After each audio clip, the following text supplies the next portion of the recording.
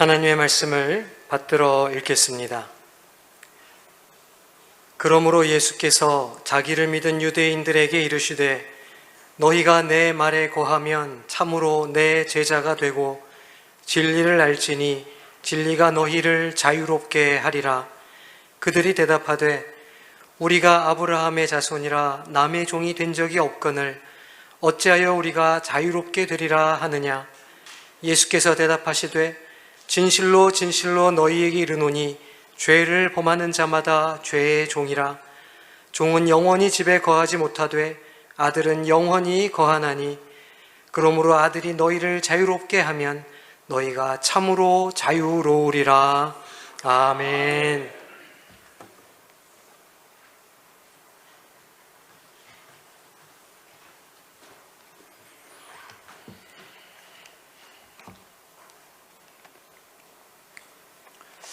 우리 시온 찬양대 찬양 은혜를 많이 받았습니다. 네, 감사합니다. 아주 오래전에 영화가 한 편 개봉이 되었는데 그때가 1995년쯤입니다. 아마 그 당시에 이 영화를 보신 분도 계실지 모르겠는데 영화의 제목은 브레이브 하트라고 하는 영화입니다. 아마 기억을 한번 더듬어 보시면 기억이 날 수도 있을 거예요. 그 기억을 돕기 위해서 제가 영화 포스터를 좀 보여드리겠습니다. 저 영화 혹시 기억이 나세요? 저기 남자 배우가 멜 깁슨이라고 하는 호주 출신의 유명한 배우죠. 또 아주 신앙심이 좋기로 유명한 분입니다. 패션 오브 크라이스트를 연출한 분이 저분이죠. 그리고 그 옆에 있는 아주 예쁜 얼굴 누군지 아시겠어요? 네, 저분이 소피 마르소입니다. 네, 제가 청소년 시절에 그 책받침에 이 얼굴을 저도 그 책받침을 갖고 다녔는데 저 얼굴이에요. 그 당시에 청소년 남자들 마음을 사로잡았던 여성 세 사람이 있는데 그 중에 한 사람이 저기 소피 마르소, 그리고 또 브룩 실즈라고 하는 여인이 있습니다. 그리고 피비 케이츠, 3대 여인 중에 제가 제일 좋아했던 사람입니다. 저 영화가 95년도에 개봉이 되었어요. 그 당시에 우리나라에 관객 200만을 동원을 했습니다. 그 당시에 200만 원이면 굉장히 성공한 거예요. 정작 미국에서는 그렇게 크게 흥행을 하진 못했다고 합니다. 이제 저 영화의 주제가 영국의 역사성이 좀 거기에 깔려 있기 때문에 저 영화를 좋아하지 않는 사람들이 또 그 앵글로 색슨족들이 많이 또 영화를 보지 않았다 그렇게 얘기하기도 하는데, 아무튼 저 영화가 당시에 아카데미상 4개 부분을 수상한 아주 뛰어난 작품입니다. 이 영화의 줄거리를 제가 좀 간략하게 말씀을 드리면, 저 영화의 배경은 13세기 말입니다. 그 당시에 이제 이 잉글랜드, 스코틀랜드, 지금은 영연방으로 하나가 되어 있지만은 그 당시에는 이 나라들이 각각 다른 나라였어요. 그런데 그 당시에 이 스코틀랜드 왕이 갑작스럽게 죽음을 맞이하게 됩니다. 그리고 왕이 없는 그 혼란스러운 틈을 타서 잉글랜드의 왕 롱생크가 무단으로 스코틀랜드를 점령하게 돼요. 한마디로 강제 병합을 했던 거죠. 그러면서 이제 그 스코틀랜드 백성들을 대상으로 아주 폭정을 휘둘렀습니다. 여기에 견디다 못한 이 스코틀랜드 사람들이 이제 독립을 염원하게 되고 독립운동을 하게 되는데, 그 중심에 누가 있었는가? 윌리엄 웰리스라고 하는 사람이 있었습니다. 이분은 스코틀랜드 사람들에게 영웅, 더 나아가 성웅 취급을 받는 사람이에요. 그처럼 존경을 받는 거죠. 우리나라의 영웅을 넘어 성웅으로 칭호되는 분이 있지 않습니까? 이순신 장군이죠. 그 정도의 버금가는 사람이다, 그렇게 생각하면 됩니다. 이제 이 윌리엄 월리스가 이 스코틀랜드 사람들을 규합해가지고 이제 잉글랜드 롱생크 왕에게 이제 대적을 하게 되죠. 그러면서 이 스코틀랜드 사람들 이 사기가 충천해서 이 전쟁에서 큰 승리를 거두게 됩니다. 그 스털링이라는 곳에서 이 스코틀랜드 군대가 큰 승리를 거두게 되었을 때 이 롱생크가 이래서는 안 되겠다, 그런 생각에 이제 스코틀랜드와 휴전을 요청하게 돼요. 그 휴전을 하면서 이제 어떤 일을 벌였는가, 뒤로 이제 수작을 한 거죠. 당시에 이 스코틀랜드의 주요 지휘관들, 기사들입니다. 이들을 돈으로 매수를 했어요. 돈으로 매수해서 이제 이 전쟁을 제대로 하지 못하도록 그렇게 만들어버린 거죠. 예나 지금이나 이 돈의 힘은 있습니다. 그래서 여기에 매수된 기사들이 제대로 싸우지 않으니까 전쟁은 이길 수가 없는 거죠. 그래서 이 스코틀랜드 군대가 포커크 전투에서 크게 패하게 되고, 이때 이제 이 웰리스가 포로로 잡히게 됩니다. 이제 포로로 잡힌 웰리스가 이제 런던으로 압송이 되고, 그곳에서 많은 사람들이 보는 앞에서 공개 처형을 당하게 돼요. 이때 웰리스는 마지막 죽는 순간까지 무엇을 외쳤는가?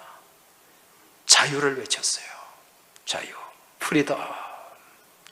그렇게 외치면서 죽음을 맞이했고, 이후에 이 롱생크 왕이 죽은 웰리스의 그 시신, 머리와 팔다리를 다 잘라가지고 곳곳으로 보내서 머리는 런던의 다리 위에 매달아 놓고, 또 여러 지역으로 보내서 사람들에게 이제 공포심을 조장했습니다. 그런데 오히려 이 일이 스코틀랜드 사람들의 그 분노를 자극을 했죠. 그리고 더 결집시키는 그런 효과를 낳고 말았습니다. 그 이후에 이 스코틀랜드 군대가 이제 숫자와 무기의 열세임에도 불구하고 1314년에 벤옥번 전투에서 큰 승리를 거두게 되고, 또 거기서 이제 웰리스가 그처럼 염원했던 독립과 자유를 쟁취하게 됩니다. 지금도 저는 이 영화가 아주 생생하게 기억이 나요. 특히 이 웰리스가 처형을 당하는 장면. 그 처형을 당할 때 그 주변에 있던 군중들이 다 지켜보고 있는데, 이때 이 웰리스는 어떤 이제 처형을 당하게 되었냐면 산채로 내장이 찢겨지는 거예요. 그리고 온 몸이 뜯겨지는 것입니다. 아주 잔혹한 사형을 당하게 되어 있었는데, 이제 영국 왕을 향해서 한마디 자비를 베풀어 달라, 머시라는 단어를 외치면은 이제 좀 편안하게 죽게 해주겠다는 그런 조건이 있었습니다.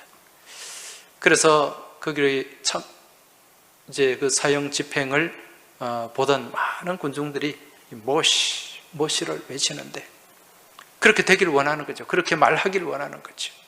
그런데 이 웰리스는 마지막에 무엇을 외치는가? 자유를 외쳐요. 프리다!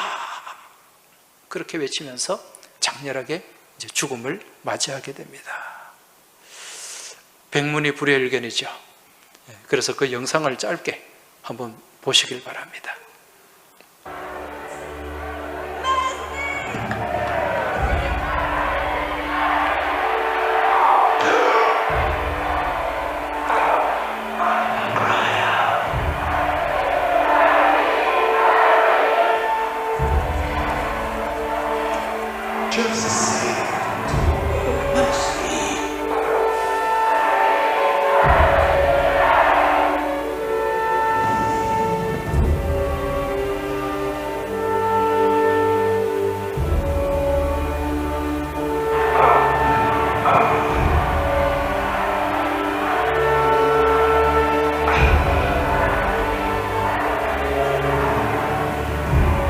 없습니다.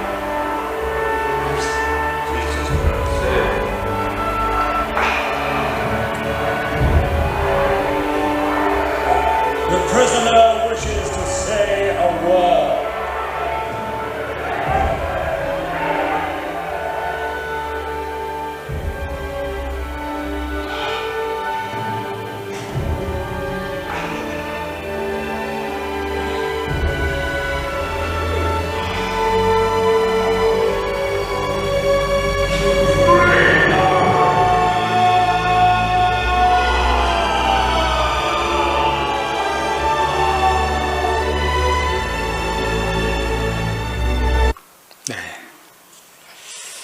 오늘 우리가 같이 나눌 말씀의 주제가 이 프리덤, 자유입니다. 여러분, 우리 인간의 삶에서 자유란 무엇일까요? 여러분은 자유가 무엇이라고 생각을 하십니까? 지금까지 지내온 인류 역사를 살펴볼 때 정말 많은 사람들이 이 자유를 쟁취하고 또 자유를 회복하기 위해서 무던히도 애쓰고 노력하고 심지어는 목숨까지도 바친 것을 볼 수가 있습니다. 과거에 미국 독립혁명 지도자였던 패트릭 헨리라고 하는 유명한 분이 있지 않습니까?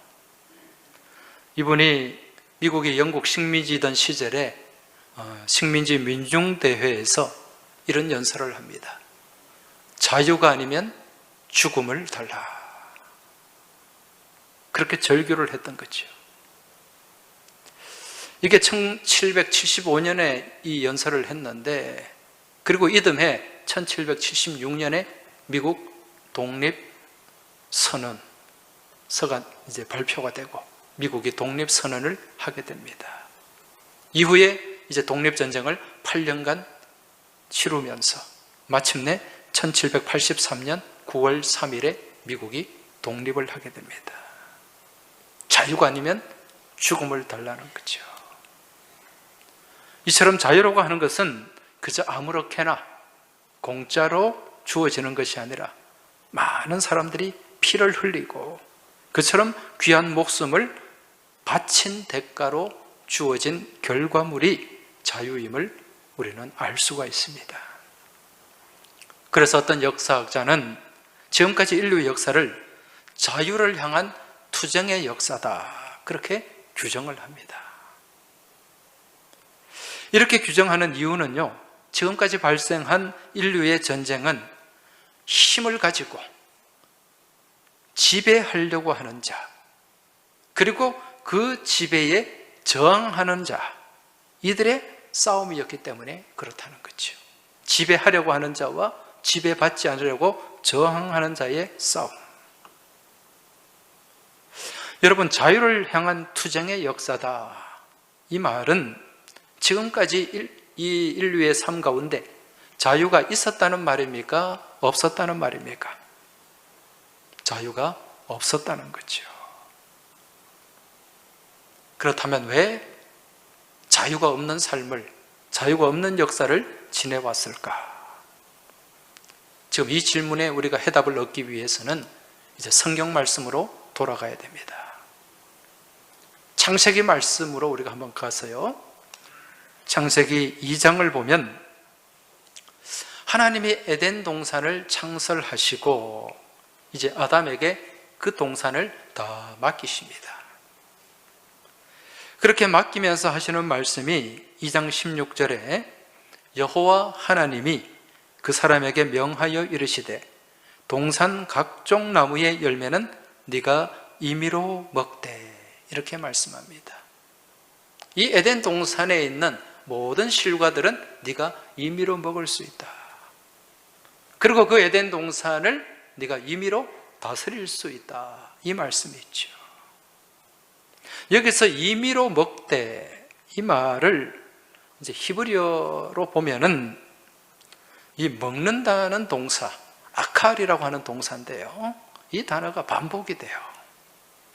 그래서 히브리어로 아칼, 테아켈 이렇게 기록이 되어 있습니다. 우리말로 직역하면 먹고 먹는다는 의미죠. 근데 이 히브리어가 반복이 되는 여기에는 이제 어떤 의미가 있는가? 마음대로 먹는다. 마음대로 먹는다는 그런 의미가 여기에서 나타나게 됩니다. 그래서 영어 NIV 성경에 보면 이제 어떻게 기록하는가? Free to eat 이렇게 번역을 하고 있어요. Free to eat. 자유롭게 먹는다는 거죠. 그리고 우리 개역 성경에는 임의로 먹고, 이처럼 하나님께서는 처음 인간을 창조하시고 에덴 동산을 맡기실 때 무엇이든지 임의로 프리하게 그렇게 할 수 있도록 자유를 주신 거예요. 프리, 자유를 주셨다는 거죠. 그런데 이 자유는 내 마음대로 하는 건 아니에요. 여러분, 이 자유와 방종을 우리는 구분할 줄 알아야 됩니다. 마음대로 막 해나가는 그런 방종이 아니라 하나님과 인간의 경계, 선이 있는 자유였어요.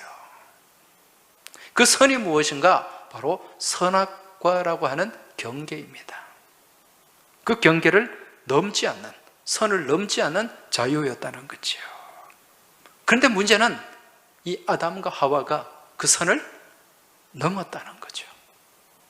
선악과를 범했던 것입니다. 결국 이 선악과를 먹고 선을 넘음으로 인해서 무엇이 들어오게 되었죠? 죄가 들어오게 됩니다. 그 이후로부터 이제 인간은 자유 없는 삶, 자유 없는 시대를 살아가게 된 거죠. 무엇에 눌려서? 죄에 눌려서, 죄의 억압 가운데 자유 없는 상태가 되고 말았다는 것입니다. 한마디로 자유를 잃어버린 거예요. 그 이후로 이제 인류는 계속해서 죄로부터 억눌리고 억압된 상태로 지내게 되는데, 이렇게 시작된 인류의 자유 없는 상태는 이제 언제 이제 끝나게 되는가? 그때는 바로 예수님이 오시는 때까지입니다. 예수님이 오셔서 우리에게 무엇을 주셨는가? 자유를 주신 거예요.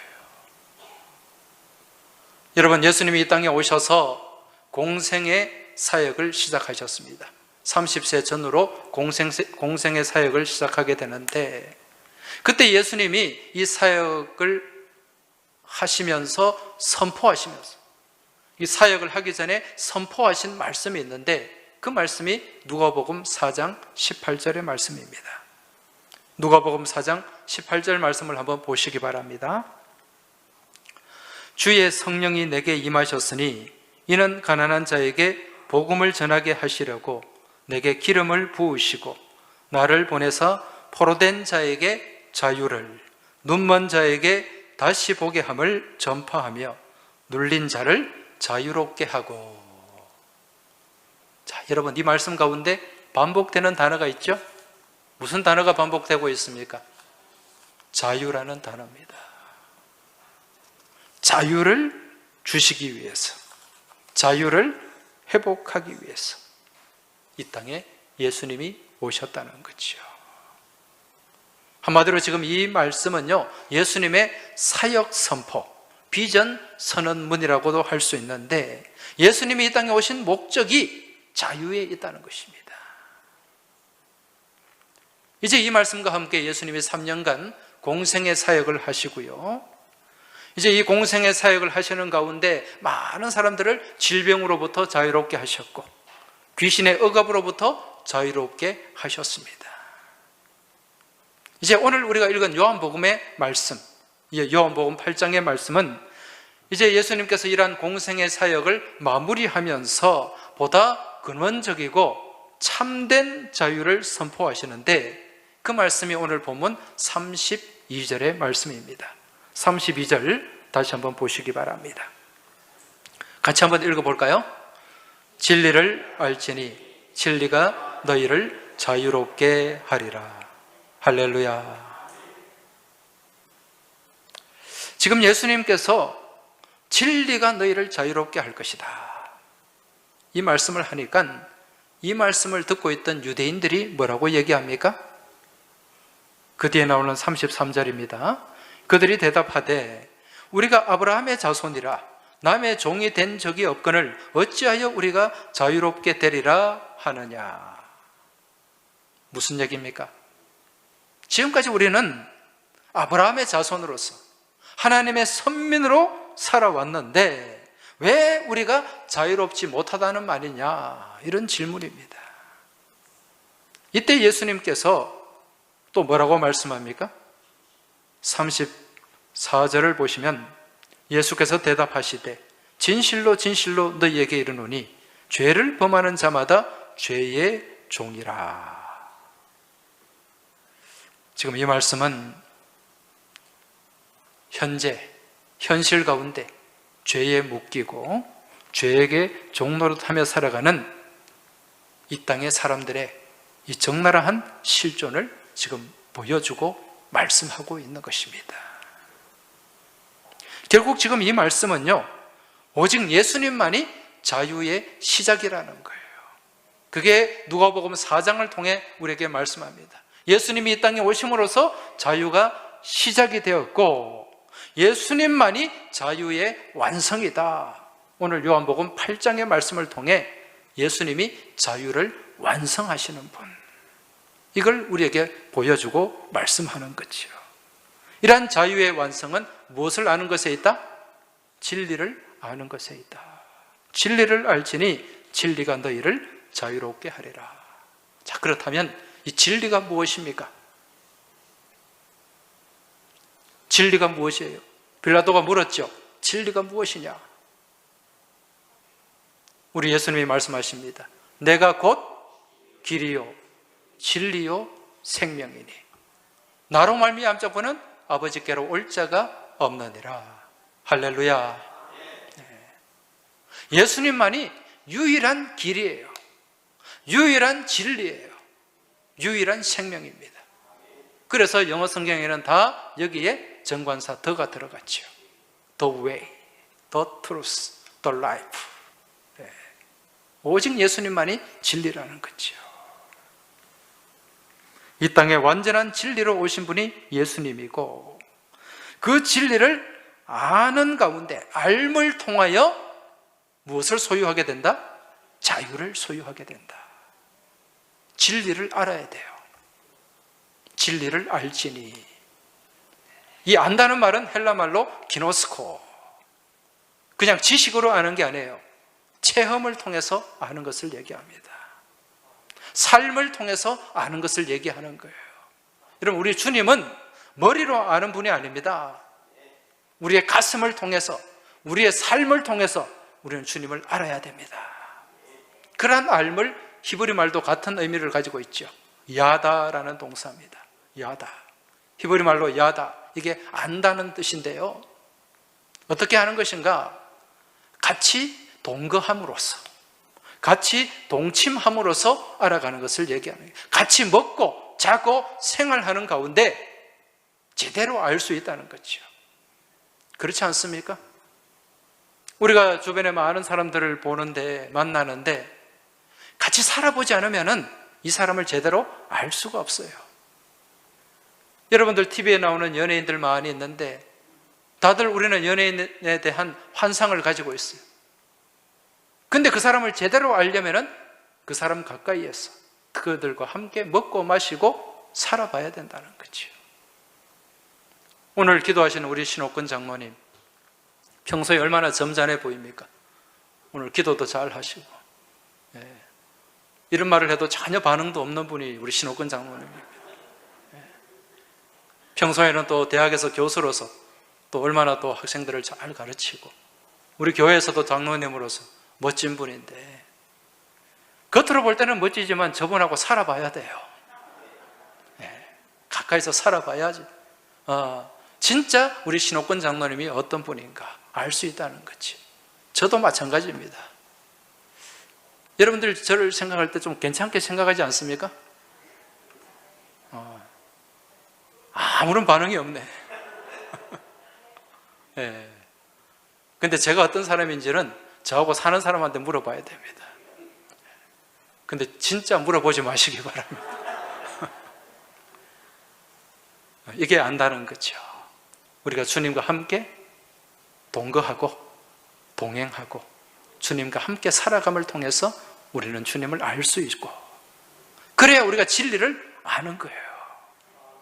이러한 암 가운데 우리는 자유를 소유하게 되는 줄 믿으시기 바랍니다. 여러분, 지금 이 자유라고 하는 것 누구 안에 있는 것입니까? 주님 안에 있는 거죠. 주님 안에 있기 때문에 우리가 주님을 알아야 되는 거예요. 그렇다면 왜 이런 자유가 주님 안에 있을까? 이유가 뭘까요? 그 이유는 바로 우리 하나님의 이름, 하나님의 성호가 자유이기 때문에 그렇습니다. 우리 하나님의 존재 양식이 자유이기 때문에 그렇다는 거죠. 이게 무슨 얘기인가 궁금하실 텐데요. 여러분, 이 메신저 뉴스 다 주중에 구독을 하십니까? 세 분만 대답을 하시네. 메신저 뉴스가 뭐고, 뭐 이런 분도 지금 있으면 안 됩니다. 매 주말마다 메신저 뉴스가 전송이 되죠. 이 메신저 뉴스는 우리 교회와 더불어서 전국의 9교회 목사님들이 같이 이제 뜻을 모아서 지금 말씀을 전하는 유튜브 방송인데, 저 말고 다른 8분의 목사님의 말씀이 얼마나 좋은지 몰라요. 그런데 그 말씀을 한 3분가량 이렇게 주일에 선포된 말씀을 요약해서 뉴스 형식으로 전달하는 유튜브 방송이 메신저 뉴스입니다. 여러분, 주일날 이후 지나서 주중에 꼭 메신저 뉴스, 구독 안 하신 분들은 구독하시고 무엇을 눌러야 돼요? 좋아요. 이제 지금 이 메신저 뉴스를 편집하는 분이 계세요. 그분이 이동우 집사님이라는 분인데, 이분은 이제 소망교회 집사님이세요. 소망교회 집사님인데, 과거 이명박 대통령 시절에 대통령 그 메시지 기획 비서관을 하신 분이에요. 한마디로 얘기하면 대통령이 연설하는, 또 이렇게 사람들에게 전하는 그 메시지를 다 기획하고 준비하고 다듬는 그 역할을 이분이 하셨다는 거죠. 굉장히 중요한 역할입니다. 이분이 지금 우리 메신저 뉴스를 편집하고 있어요. 일주일에 9편의 설교를 다 듣고 그 중에 꼭 필요한 것만 찾아가지고 그렇게 메신저 뉴스를 이제 딱 구성을 하고 있는데, 이분이 자주 저한테 책을 보내주셔요. 책을 보내주시는데, 그 책들은 최근 신관이나 베스트셀러나 아주 좋은 책들을 저한테 많이 보내주시는데, 한 1, 2개월 전에 저한테 또 책을 한 권 10권을 보내오셨더라고요. 두꺼운 책은 아니고 얇은 책인데, 그 남서울 은혜교회 그 홍정길 목사님, 홍정길 목사님이 누구냐면은 우리나라 그 4대 4인방이 있거든요. 돌아가신 하용조 목사님, 옥하는 목사님, 또 지금 살아계신 이동원 목사님, 홍정길 목사님, 이 네 분이 4인방이에요. 이 홍정길 목사님이 쓰신 책인데, 그 책의 제목이 하나님의 이름은 자유입니다라는 책입니다. 그래서 두껍지 않아 가지고 저는 금방 그 책을 읽었는데, 그 책을 읽으면서 제가 아주 정말 신선한 충격을 받았어요. 무슨 얘기인가? 하나님의 이름은 자유라는 거예요. 그 책의 내용을 보면은요, 이제 모세가 하나님의 부름을 받지 않습니까? 시내산에서, 호렙산에서 하나님의 부름을 받고, 그때 하나님 앞에 서서 하나님께 질문을 합니다. 많은 사람들이 하나님의 이름을 물을 때, 당신의 이름을 물을 때 뭐라고 대답을 해야 됩니까? 그때 하나님께서 하신 말씀이 있어요. 유명한 말씀이 있죠. 나는 스스로 있는 자니라.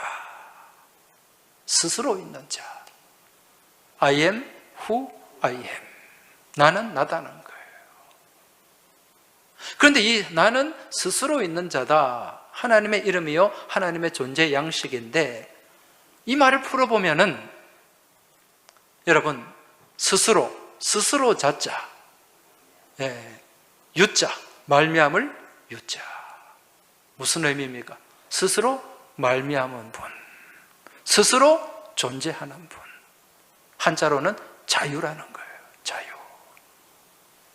하나님의 이름이 뭐라고요? 자유라는 거죠. 하나님의 존재 양식이 자유라는 것입니다.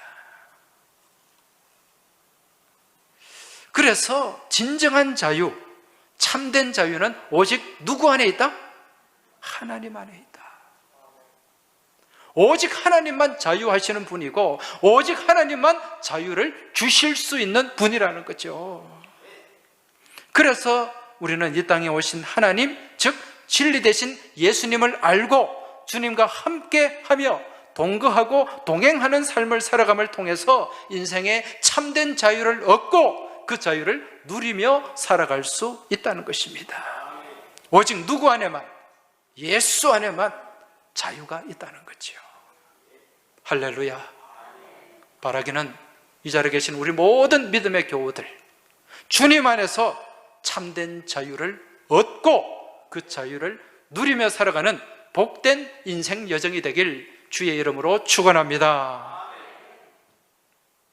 이제 오늘 우리가 중요한 걸 깨닫게 되는데요, 이러한 말씀에 비추어서 우리는 이 시간 우리 민족의 역사를 한번 돌아보고 살펴볼 필요가 있습니다.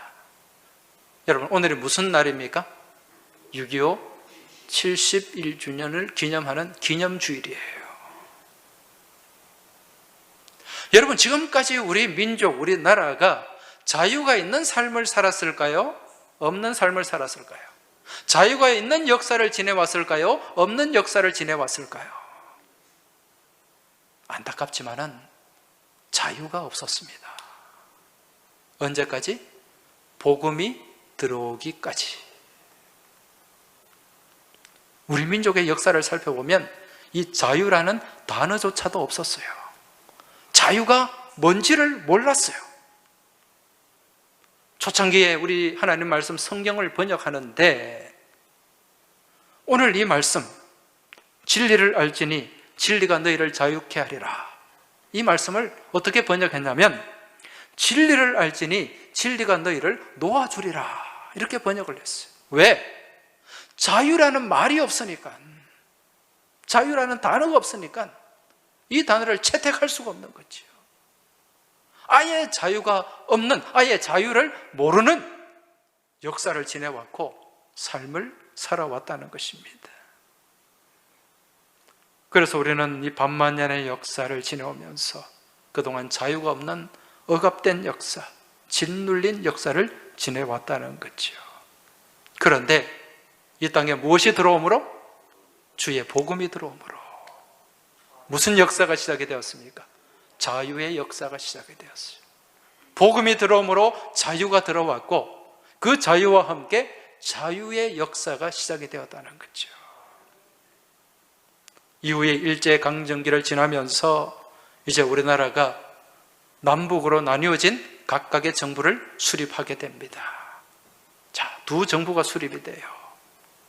남쪽에는 자유를 기반으로 한 자유민주주의 정부가 수립이 되었고, 북쪽에는 자유가 없는, 자유가 무시된 공산 정권이 수립이 되게 됩니다.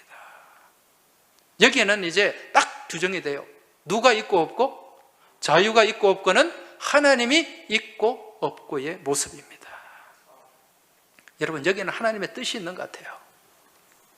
하나님께서 이 지구상에 이 분단된 하나님이 있는 반쪽과 하나님이 없는 반쪽을 세우시고 지금까지 남겨두신 이유는, 자 봐라, 하나님이 있는 나라, 하나님이 있는 역사가 어떻게 되며 하나님이 없는 나라, 하나님이 없는 역사가 어떻게 되는가, 분명히 세계 만방 모든 나라 민족들에게 보여주시기 위한 모델로 지금까지 이 나라 이 민족을 두고 계시는 줄 믿으시기 바랍니다.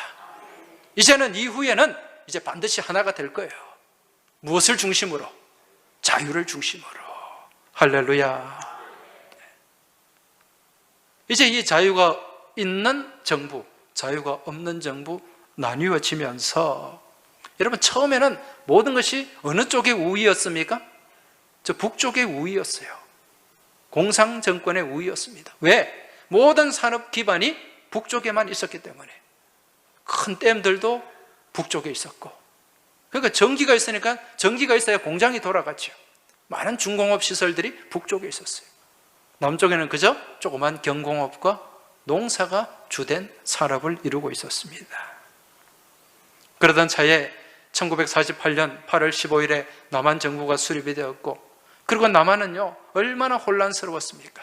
제주 4.3 사건, 또 여수 순천 반란 사건, 이런 사건들, 또 빨치산들이 끊임없이 도발을 하면서 혼란에 혼란을 거듭했는데, 저 북쪽은 어떻습니까?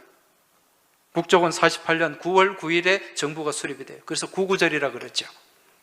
김일성을 중심으로 이 독재 체제를 딱 형성해가지고 일사불란하게 움직이게 됩니다. 이때부터 무엇을 준비하게 됩니까? 전쟁을 준비하게 된다는 거죠. 그리고 그렇게 전쟁 준비를 해가지고 이제 8월 15일까지 남한을 다 삼키겠다는 이 계획을 가지고 6월 25일 새벽 4시에 남한을 침공하게 됩니다. 물밀듯이 내려왔죠. 소련제 T-50 전차를 앞세워가지고요, 우리나라 제대로 이 소총, 수류탄만 무장하고 있는 우리 군인들을 향해 그냥 물밀듯이 내려와서 3일 만에 서울이 함락이 되었습니다. 그리고 한 달 만에 어디까지 몰려갔느냐? 낙동강 전선까지 밀려가게 됩니다. 딱 한 달 만에. 이제 8월 15일, 이제 얼마 남지 않았어요. 이제 이 계획대로만 되면 이제 남한은 다 적화 통일이 되는 거죠. 자유가 없는 공산 나라가 되는 것입니다. 공산주의 국가가. 그런데 전쟁이 발발된 지 이틀 만에 이제 유엔의 안전보장이사회가 모였어요. 그리고 이제 이 대한민국 코리아에 전쟁이 일어났는데 여기에 유엔군을 보낼 것인가 말 것인가, 이제 이 상임 이사국 5개 나라였죠. 이 나라가 이제 결정을 하게 되는데, 여기서 한 나라만 반대해도 이게 파견이 안 됩니다. 근데 정말 기적적으로 유엔군이 파견이 되었고, 딱 한 달 만에 7월 27일에 유엔군이 이제 우리 한반도에 들어오게 됩니다. 16개국 군인들이었죠. 여러분, 이 전쟁에 참전한 유엔군이 모두 얼마였는가? 3년간 모두 196만 명의 유엔군이 참전을 했습니다. 여기에는 미군도 포함되어 있습니다. 그 중에 무려 4만 명이 목숨을 잃었어요. 여기에 참전한 196만 명의 대부분의 유엔군들, 또 목숨을 잃은 4만 명의 군인들은 대한민국이 어떤 나라인지도 몰랐어요. 지구상에 어디에 있는지도 모르고 이 땅에 와서 피를 흘렸고 목숨을 바쳤습니다. 무엇 때문에? 이 땅의 자유를 지켜내기 위해서. 오늘 우리가 6.25 71주년 기념주일로 지키면서 과거 71년 전에 이 땅 대한민국의 자유를 수호하기 위해서 목숨을 바친 우리나라 13만 7천 명의 호국 용사들과 또 4만여 명의 유엔군들의 희생을 우리가 오늘 깊이 생각을 해야 될 줄로 믿습니다. 여러분, 그 당시에 이 전쟁에 참전했던 군인들 대부분이 25살 전후의 젊은이들이에요. 앞날이 창창한 사람들입니다. 오늘 지금 여기 우리 청년 앞에 둘이 앉아 있는데 이런 사람들이 지금 전쟁에 참여했다는 거예요. 이 친구들이 뭘 알아요? 이런 값진 이 젊음을 이 땅에 와서 그렇게 희생을 했다는 거죠. 그 참혹한 전쟁 가운데 여러분 얼마나 두렵고 얼마나 공포스러웠겠습니까? 총알에 맞고 포탄에 찢겨져 죽어가면서 얼마나 아프고 얼마나 공포스럽고 또 멀리 떨어져 있는 그 가족과 형제들이 얼마나 보고 싶었겠습니까? 그냥 희생이 아니에요. 값진 희생입니다. 여러분, 그들의 피 흘림의 대가로 우리는 자유를 지켜낼 수가 있었고 지금 이 자유를 누리며 살아가고 있는 줄 믿으시기 바랍니다. 여러분, 오늘 우리가 이 말씀을 같이 나누면서 우리가 깊이 생각해야 될 게 있습니다. 그것은 바로 이 땅의 자유를 지켜내기 위해서 이처럼 수많은 젊은이들, 이런 유행군들을 보낸 분이 누구인가? 여러분, 이 지구상의 조그마한 나라, 이 나라 가운데 197만 명의 그 젊은이들을 보낸 분이 누구입니까? 그분은 바로 우리 살아계신 하나님인 줄 믿으시기 바랍니다. 우리나라 전쟁 가운데 참전한 유엔이 모두 21개국이에요. 그 중에 5개국은 의료 지원을 했고요. 그리고 16개국은 군인들을 파송해서 전쟁터에서 싸웠습니다. 그 21개국 나라 면면을 보면은 제가 어제 다 한번 살펴봤는데 4개, 5개, 4개 정도 나라를 뺀 나라를 제외하고는 다 기독교 신앙이 있는 나라들이에요. 그리고 상당수 많은 나라들의 국기에 뭐가 그려져 있는가? 십자가가 그려져 있습니다.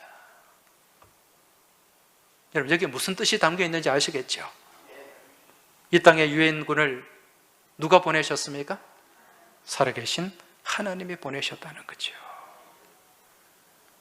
여러분, 인천 상륙작전, 우리가 그냥 성공했으니까 그러려니 하는데 이건요, 기적이었어요.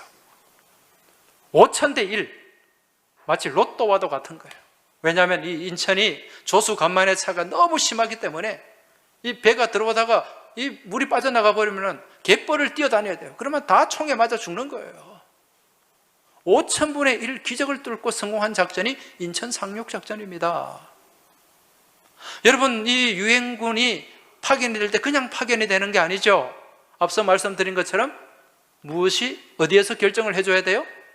상임이사국에서 결정을 해야 돼요. 유엔의 그 당시에 상임이사국은 미국, 소련, 중국, 영국, 프랑스, 이 5개국이었어요. 그런데 미국, 영국, 프랑스 이런 나라들은 미국과 같이 하기 때문에 당연히 찬성을 할 수가 있습니다. 그런데 이 5개 나라 중에 한 나라도 반대를 하면 여기는 만장일치제이기 때문에 파견이 안 되는 거예요. 그 당시 중국은 장개석 정부의 자유중국이었기 때문에 또 찬성을 할 거예요. 문제는 어디입니까? 소련이죠. 이 소련은 이 북한 김일성을 도와서 전쟁을 시작한 나라입니다. 이 나라가 어찌 거기서 찬성을 할 수 있겠어요? 그런데 이 안건이 유엔에서 통과가 됐다는 거죠. 어떻게? 그 당시에 소련 대표가 그 이름이 야곱 말리크라는 사람인데요. 이 사람이 회의장에 안 나타나는 거예요. 상임이사회를 해야 되는데 기다려도 안 나와요. 그래서 할 수 없이 몇 나라가 결정을 해요? 4나라가 결정을 하게 됩니다. 당연히 기권이 된 거죠. 그런데 소련이 여기에 안 올 이유가 있었는가? 없었어요. 그래서 지금까지도 왜 이 소련 대표 말리크가 왜 안 왔는가? 아무도 몰라. 며느리도 몰라요. 시아버지도 몰라. 그래서 많은 사람들이 추측하기를 비행기가 연착을 했다는 둥, 자동차가 고장났다는 둥, 이건 다 가설에 불과합니다. 아무도 왜 안 나왔는지 모르는데 누구만 알고 있습니까? 우리만 알고 있잖아요. 우리만 알고 있다니까. 누가 이 사람을 막은 겁니까? 하나님이 막으셨어요. 할렐루야. 하나님이 못 오게 막으신 거예요. 왜? 이 땅을 살리기 위해서, 이 땅의 자유를 지켜주시기 위해서 하나님이 그곳에 그 가운데 개입하신 줄 믿으시기 바랍니다. 여러분, 그 당시에 이곳 부산에서 무슨 일이 있었습니까? 이 나라를 살려내기 위한 이 교회에서 구국 기도회가 열렸지 않습니까? 하나님의 그 기도 들으신 줄로 믿습니다. 여러분, 신약 갈라디아서 5장 1절에 보면 그리스도께서 우리를 자유롭게 하려고 자유를 주셨으니 그러므로 굳건하게 서서 다시는 종의 멍에를 매지 말라, 분명히 말씀하고 있습니다. 무슨 말씀입니까? 자유를 놓치지 말아라, 자유를 빼앗기지 말아라. 이제 오늘 우리는 6.25 71주년 기념주의를 지키면서 이 자유가 얼마나 소중한가, 그저 우리가 누리고 사니까 소중한지 안 한지 모르고 지금 살잖아요. 그런데 이 자유가 얼마나 많은 희생과 피값으로 지켜낸 것인지 여러분 다시 한번 돌아보고 기억하시기 바랍니다. 우리에게 근원적인 자유를 주신 분이 누구예요? 이 땅에 오신 예수 그리스도. 우리 주님의 십자가 피 흘림을 통해서 우리에게 자유가 주어지게 되고, 이 암울했던 우리 민족의 역사 가운데 주님의 생명의 복음이 들어옴을 통해서 그 복음과 함께 이제 우리가 자유를 알게 되었고, 자유를 소유하게 되었고, 자유 안에 살아가게 된 줄 믿으시기 바랍니다. 이처럼 소중한 자유 우리는 지켜야 됩니다. 그리고 이 자유를 우리 후손들에게 물려주어야 됩니다. 우리가 그 자유를 지켜내고 그 자유를 물려주실 수 있도록 우리를 도우시고 우리에게 힘 주시는 분은 오직 살아계신 자유의 우리 주님, 자유의 주인이 되시고 자유의 근원이 되시는 우리 주님이 우리와 함께 해야 되고, 우리가 그 주님을 믿고 따라 믿음 안에 살아갈 때 이 자유가 우리 안에 풍성해지고 또 이 자유를 우리 후손들이 대대로 누리며 살아가게 될 줄 믿습니다. 기도드리겠습니다. 하나님 아버지, 감사합니다. 평소 저희들이 자유를 누리기 때문에 이 자유가 얼마나 귀하고 얼마나 소중한지 모르고 살아왔사온데, 우리에게 주어진 이 자유를 지켜내기 위해서 얼마나 많은 사람들이 피를 흘렸고 또 목숨을 바쳤는가, 이 시간을 통해 다시 한번 깨닫게 하시니 감사를 드립니다. 우리 주님께서 우리를 자유롭게 하려고 자유를 주셨사온데, 이제 이 자유를 놓치지 않고 믿음 위에 굳게 서서 다시금 종의 멍에를 매지 않고 자유 안에 살아가는 저희의 복된 믿음의 삶이 되도록 주님 축복하여 주시옵소서. 이제 이후로 이 자유 안에서 이 자유를 누리며 승리하며 살아가는 저희 모두의 삶이 되길 소망하며 우리 주님 예수 그리스도 이름으로 기도하옵나이다. 아멘.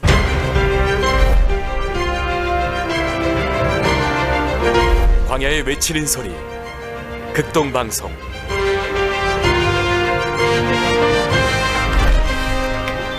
우리는 수많은 소리와 함께 살아갑니다. 그 가운데 전해지는 생명의 말씀, 부활의 방송이 있습니다. 세례 요한이 광야에서 외치던 그 소리처럼 오직 복음만을 외치는 방송이 있습니다. 우리가 갈 수 없는 곳 북한에도 선명히 전해지는 생명의 방송이 있습니다. 하나님의 말씀은 살아있고 운동력이 있어 극동방송 전파가 닿는 곳마다 생명을 살리는 기적의 역사들이 일어나고 있습니다. 안녕하세요. 저는 여의도 순복음교회를 섬기고 있는 박순희 집사입니다. 남편은 술과 담배를 하루도 빠짐없이 마시고 피웠습니다. 주님은 전파 선교사가 되면서 단숨에 끊게 하셨죠. 남편이 뇌경색으로 아팠을 때에도 못 끊던 모든 것들을 주님은 끊게 하셨습니다. 전파 선교사가 되면서 행복을 알게 되었습니다. 저는 가족도 없이 홀로 지내며 나라에서 주는 생활 보조금으로 어렵게 살아가고 있습니다.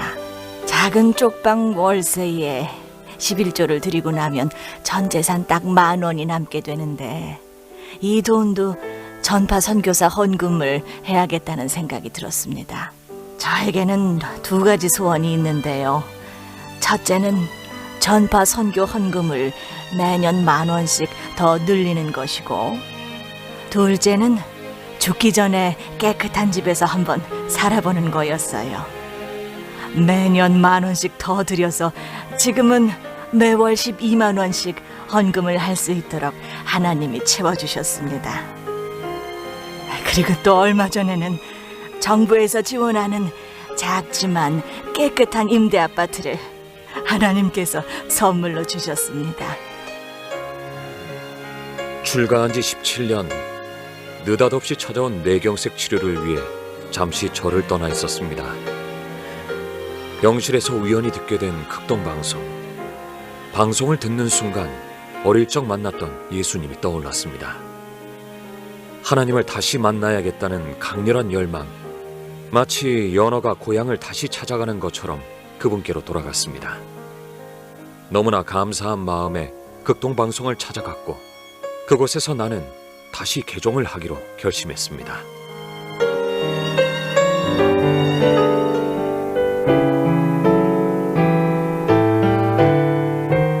극동방송은 꿈에도 잊을 수 없는 우리의 반쪽 북한에 구원의 생기를 불어넣고 있습니다. 철저하게 통제된 복음 전파의 땅끝 북한. 에스겔 골짜기 같은 그 땅에 생명의 소리, 구원의 복음을 전하고 있습니다. 근데 평양에 가셨을 때 예. 목사님 방송 들었다는 분도 더러 계실 거래요? 내가 직접 들었죠. 아침 새벽에 산책을 하느라고 나와서 이렇게 걷는데 보통항에서 낚시질 하는 사람이 있거든. 지나가다가 딱 서서 뭐 잡았어요? 하고 물으니까 그 노인이 이렇게 쳐다보더니 권 목사님이군요 그래요. 어떻게 아세요? 제가 10년 동안 방송국을 통해서 계속 목사님 음성을 듣는데 왜 모르겠습니까? 인사 한마디에 벌써 알아들어요. 네. 그렇잖아요. 그래서 참 반갑습니다 그랬더니 저 뒤에 감시하고 있으니까 그냥 빨리 지나가세요. 그래서 알았습니다.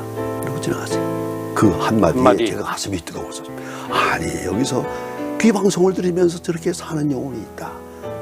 이렇게 해가면서 복음을 듣고 가슴에 방송을 듣고 복음을 듣습니다. 그거 듣고 사는 겁니다.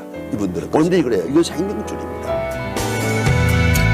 소용라디오를 가지고 있던 거 또마성 딱 틀어놓으니까 밤 1시부터 새벽 4시 반 5시 정도까지는 얼마나 잘 들리는지 몰라요. 그 국동방송을 통해서 제가 그때 믿음이 성장하게 됐어요. 그리고 거기서 내가 구원의 확신을 가졌어요. 그저 밤만 되길 기다려서 방송 듣느라고. 지금 북한의 영혼들이 이 방송을 그렇게 듣고 있어요.